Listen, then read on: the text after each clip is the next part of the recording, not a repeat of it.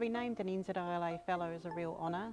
It's a real affirmation to be recognised by your peers in the profession, and to have a sense that what I've done in my career is really something that's appreciated by the profession. I've spent a lot of time during my career as an educator, so that's not, I suppose, normal landscape architecture practice in a way, so it's really good to know that that's valued as well. The Institute means to me a really important kind of backbone for the profession. It's the thing that is really important for the culture of the profession.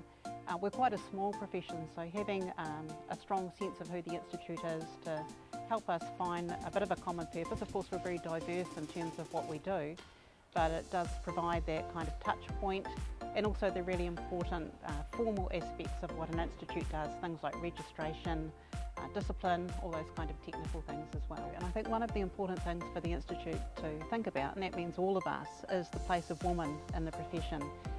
We're filming this today on the International Day of Women, and that's a really good time to pause and think about what the place of women and diversity in general is in the profession.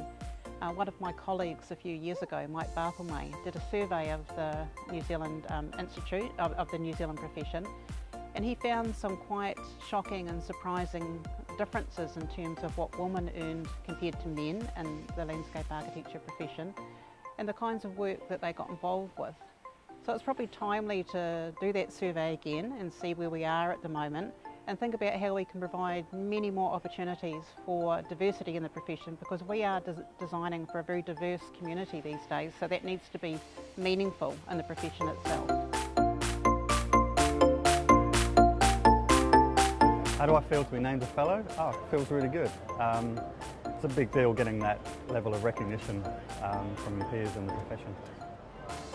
Why do I think I've been recognised as a fellow? It's a good question. I've obviously been around for a while now. When I look back, I've been in New Zealand since 2001, and in that time I've done teaching, research, a ton of projects.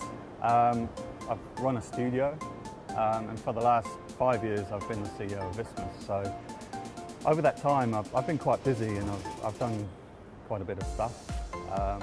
And I guess after a while, if you just keep doing the right thing for the right reasons, it all adds up into something that's been recognised. But one thing I'm really proud of at the moment, I suppose, from an ISMIS perspective, is that ISMIS has got its first president of the Institute. So ISMIS has been around for 30 years, and Brad Coombs as president is really a sign that we've kind of evolved and matured to a phase where we can give something back, and I think Brad's doing a great job. I think the Institute does a really great job at binding together a lot of really diverse people, people that do different work, live in different places, and think in quite different ways.